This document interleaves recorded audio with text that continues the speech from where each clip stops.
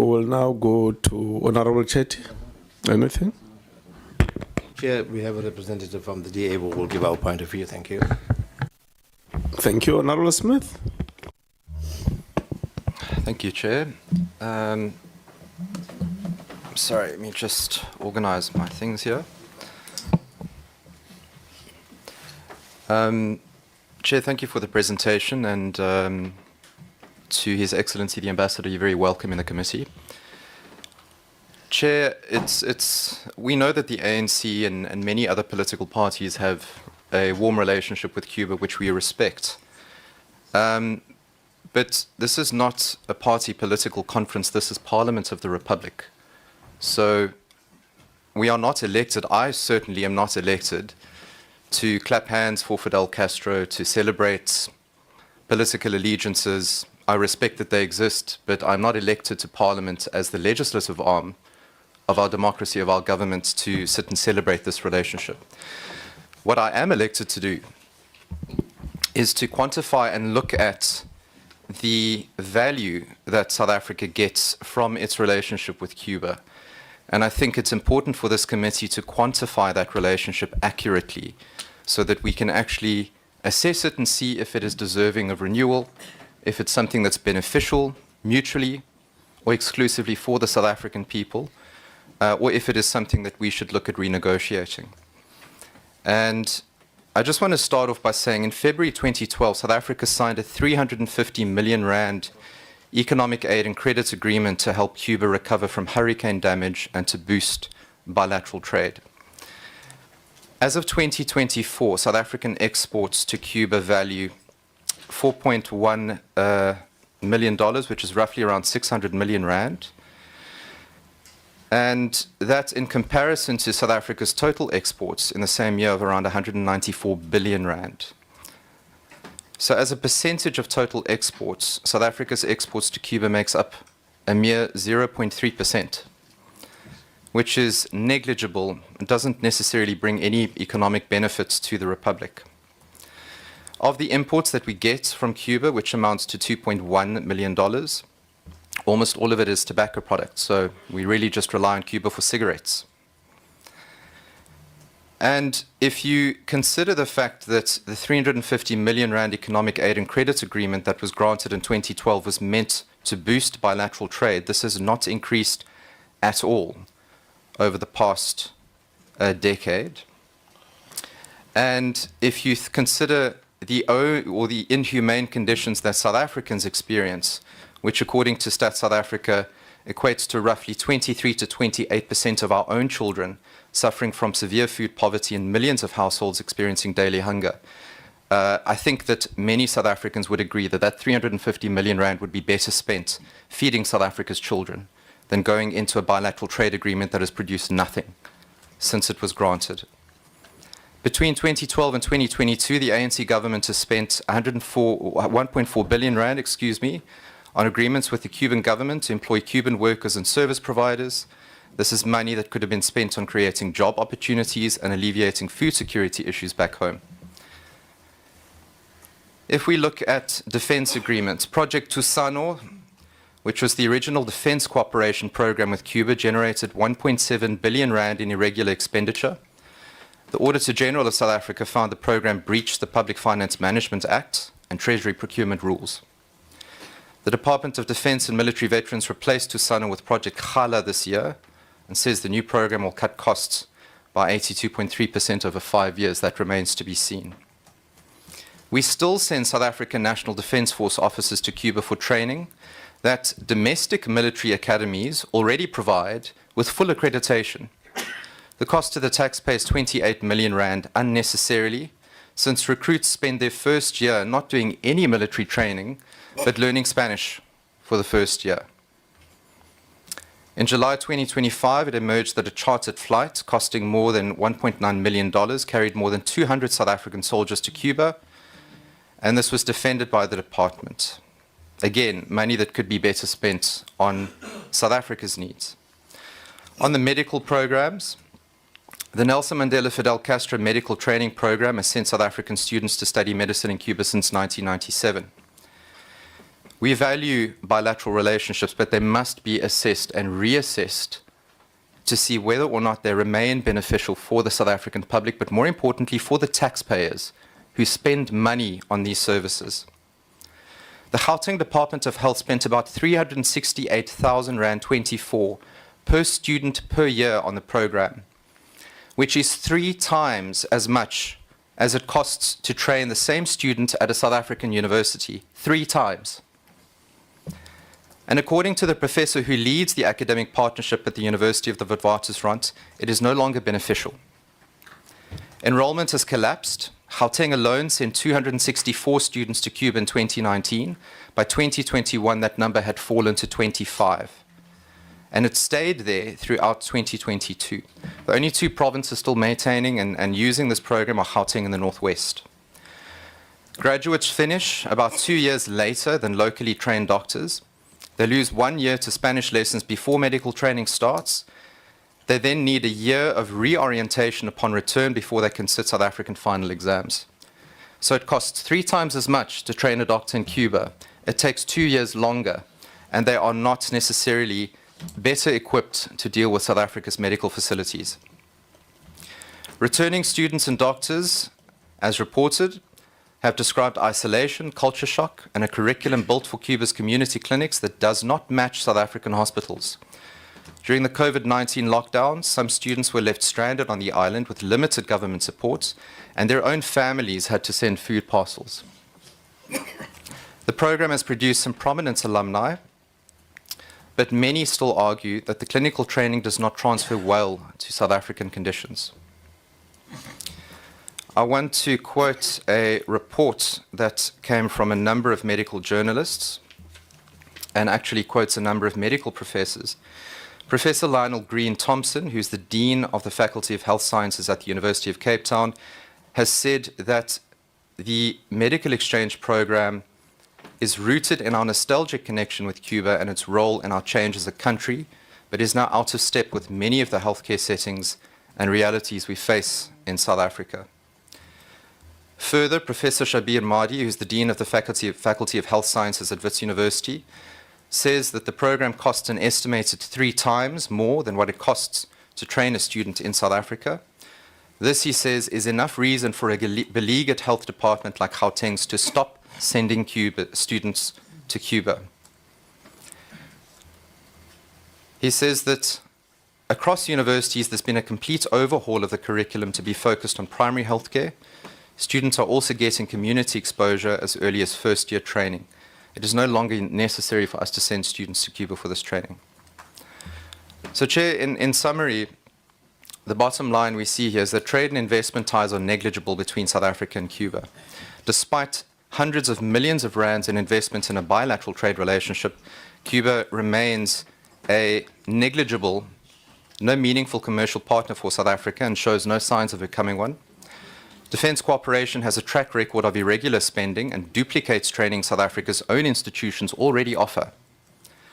The medical training pipeline costs about 3 times the local alternative, takes 2 years longer to produce a qualified doctor, and is now shrinking as provinces lose interest and its own academic leadership questions its value. The relationship survives for political and historical reasons. The trade, investment, defence and healthcare data show little return for the South African taxpayer. And in the context of an over 33% unemployment rate, we have to ask ourselves what benefits are being reaped for the South African taxpayer from this relationship.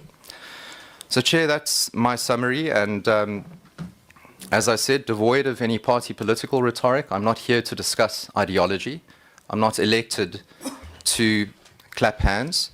But I do want to comment on something that was made from the floor around why South Africa has so many political parties. Because we are a democracy, because we don't all agree, because we have this forum to sit and discuss differing views so that we can have a robust discussion about what is good for the people of South Africa. This is not a forum where we can rubber stamp mechanisms that force South African taxpayers to pay more money for programs and government departments that give them little in return. So that is what we are here to discuss, and that is what we as the DA would like to have tabled and discussed when it comes to this relationship going forward. If it is no longer beneficial for South Africa to have bilateral ties with Cuba, then we need to reassess that relationship. We have no problem with the ANC having, or any other political party, having an ideological relationship with Cuba, but it is not in South Africa's interest, clearly from the data, for this relationship to continue. Thank you, Chair. Thanks, Honorable Smith. Honorable Lynchfield, you unfortunately had to go out, and we took the honorable member in your absence. And if you have something to say, it's over to you now. Thank you, Chair. Thank you, Ambassador, for those remarks. And I also thank you, Chair, for your remarks. And thank you to the floor or the House that gave us a lot of input on this important matter. I think, Ambassador, the first thing I want to say is I was in Angola at the time when Cuba was in Angola. So, as Umkhonto Wesizwe, our relationship with Cuba is really rooted in what we have seen Cuba do for this region.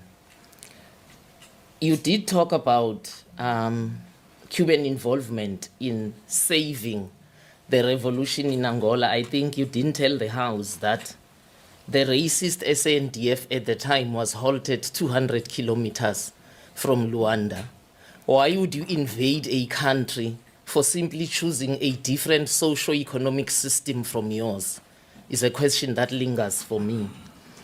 But I think what you also didn't tell the House is that force was going to link with another force that was at the Battle of Kifwandongo, which was 20 kilometers from Luanda, actually. Again, supported by South Africa and Zaire at the time. Well, maybe it's the word I used, but the SADF was a racist defense force. That's why Africans were not in that defense force. So I stand by that word. So I think for me, we have seen Cuba really bending backwards to ensure that Southern Africa riddles itself from colonialism.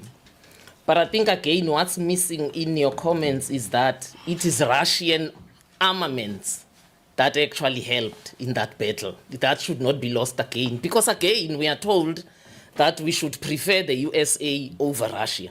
Each time we prefer Russia, we are apolitical as Africans in this country. And then I think I want to premise my remarks, Chair, by just a quick response to what was presented here. Whether you view a medical system best depends on how you define medical excellence for us, Umkhonto Wesizwe.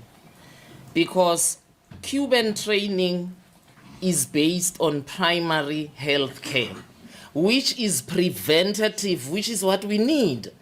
Why do you want to wait until I'm sick and then we are going to make sure that you draw in the Rockefeller health industry so that I can spend my money giving it to the Rockefeller health industry when it could have been prevented?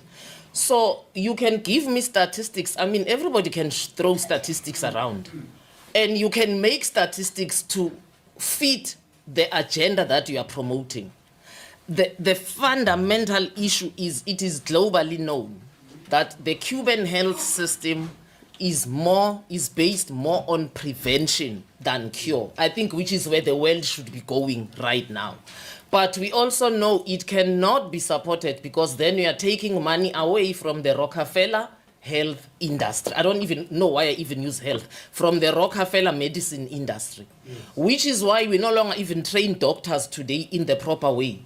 We train doctors to prescribe. They will tell you, talk to any medical student in South Africa, they will tell you, oh, you think you should take this for this. No. It's called scheduling. From year 2, they are really pulling their hair out of their heads because it's scheduling. You need to know this one is analgesic and this is what I prescribe. This one is this and this one. So we are training doctors really to be merchants of the Rockefeller health industry, for me. And Cuba is doing it differently. So we can't come here and deceive our people who are listening and say there is no longer any need for us to be sending doctors to Cuba. As a matter of fact, I don't know why it took us so long. We should have copied the Cuban health system and implement it here.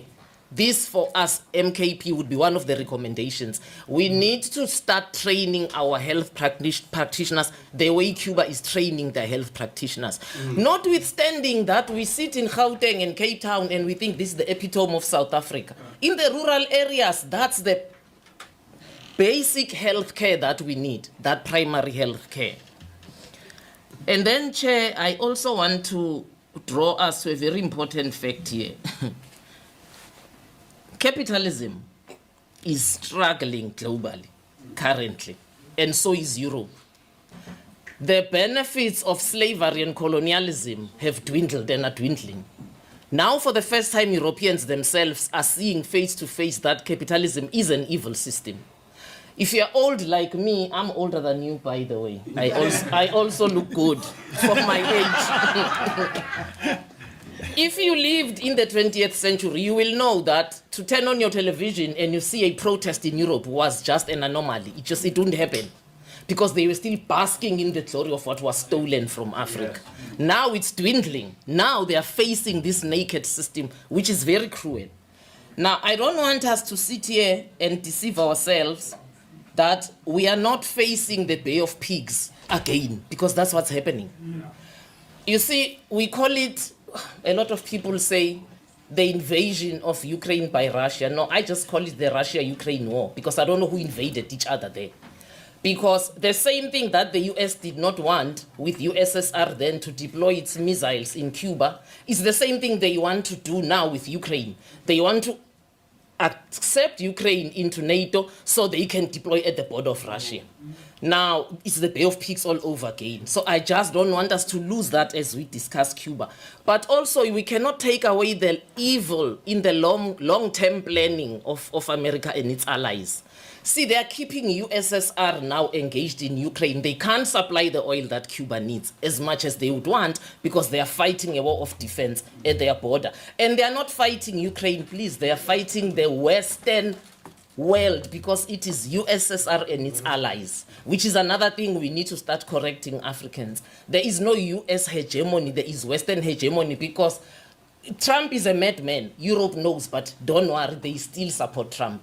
If South Africa today were to say we are taking troops to Cuba and we are going to use 40% of our GDP to support Cuba, you will see who will jump first, the UK, France, all the people whose money is running around here to support the US. So it is Western hegemony. So I don't want us to lose that in our discussion also, Chair. Now, it says then for us in Umkhonto weSizwe, you cannot separate the struggle against colonialism from the struggle against capitalism, which is why we shall always face this problem for as long as we are choosing neoliberalism as a socio-economic system. And I think the Cubans are here as a proof. They will tell us better, they can give us a better lecture on that. That despite facing this bully, they've survived thus far, you know, limping, but they've survived. So for me, it says the progressive forces that are in this room, if we want to create a better world, we need to stop being mad people carrying leaking buckets and standing at the taps. We need to address the socio-economic system, which is the mother of all evils globally, and it's the mother of all evils in this country and in Cuba also. Therefore, for us, Chair, as the way forward, we want to ask South Africa to just throw your muscle in BRICS. You know, the Warsaw Pact died.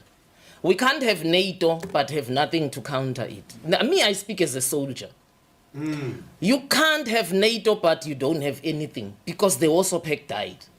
Now, I'm not sure where do we want to take BRICS, but South Africa, you can use your influence to mobilize in BRICS for the solidarity for Cuba. But also long term to ensure that BRICS in the end does become a military pact. We can't have a situation where America can go into any country and abduct a president and do as they like and decide who to install. We think it's Venezuela, tomorrow it's you, tomorrow it's me, tomorrow, I mean, it's the madness of the world in which we live. You can't have genocide in Israel and the world is just watching. It's because they know that after NATO, there is no other counter. They can do as they wish. Therefore, Chair, we would really want to see South Africa play that role in BRICS. We would also want to see South Africa have separate bilaterals with China and Russia on the Cuban issue to see how more Cuba can be assisted. Again, within BRICS, you know the Gulf states have joined. UAE is a full member. Saudi Arabia has joined. They are waiting a ratification. Iran has joined. We also would want to see you engage the Gulf states. If oil is what Cuba needs desperately right now, you do have a BRICS member that produces oil. What can you do as South Africa to leverage on that relationship? There's also 3 countries in this continent that I love so much. Sometimes I will not repeat it outside the confines of this room. Sometimes it's hard for me to say, do I love South Africa as much as I love Burkina Faso, Mali, and Niger? Because of what they are doing, which I don't see us doing. They are taking a very strong anti-colonial, anti-neoliberal stance. And they are the only 3 countries thus far with a defense pact, by the way. Ever since Ghana 1957, Africa's never had a defense pact that says if you attack them, you're attacking us. They are the only 3 countries that have a defense pact currently. So maybe engage them also, take us along, because we've been there. President Zuma's been there. And see what the Alliance of Sahel States, they call themselves IS in French, what they can do. You know, Ambassador Thomas Sankara's office, and I have been blessed to have been in his office, was a bare office. That is one president who really lived, he didn't live large at all. He used the military car, the photo is there. In his office, there was nothing mobile except a table, a telephone, and books. But the wall was lined by revolutionary messages. And Che Guevara and the Cuban Revolution was one of the messages on his wall.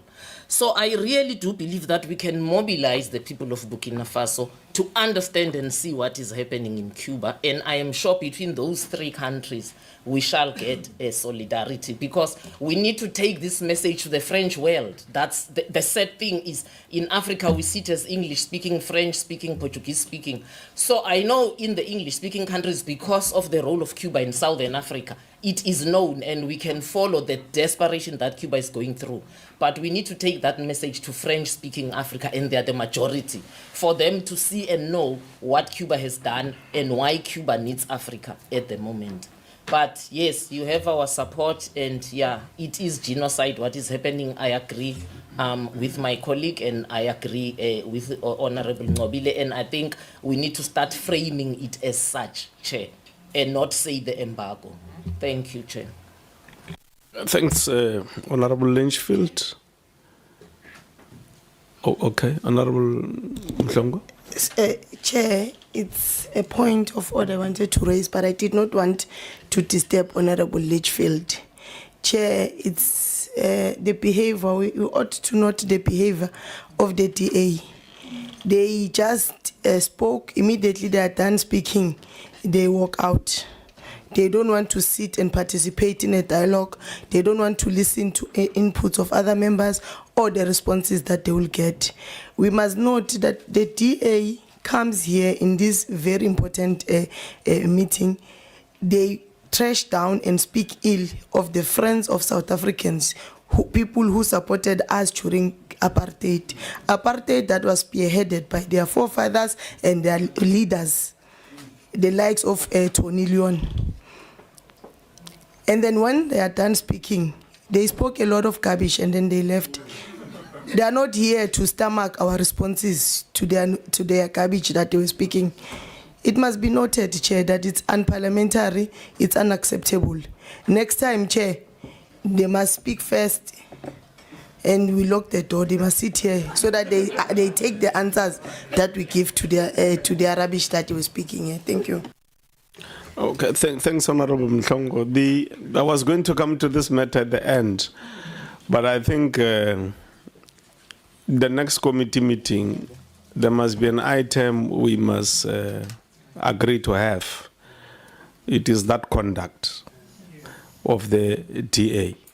So when we review this meeting with His Excellency here, we will have to just have that discussion alone on that conduct, and whether that conduct only reflects what happened in this meeting or is an inherent tendency within the Democratic Alliance to behave in the manner in which they did. So I'll suggest to the honorable members that we come to that matter in the next meeting, because democracy doesn't work like with the way they are doing, and where you express your view and then you walk out.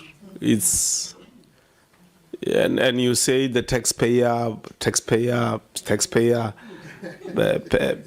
is paying me for not to clap hands for Fidel, and I'm not here for ideology. When the time comes for you to be explained to what you leave. Yeah, but it's fine. We're meeting again as the committee, so those who will not be here, we will live stream it live, that discussion on this conduct of working out. Is going to happen. As long as I'm the chairperson of this committee, it's going to happen. I can assure you. Yes.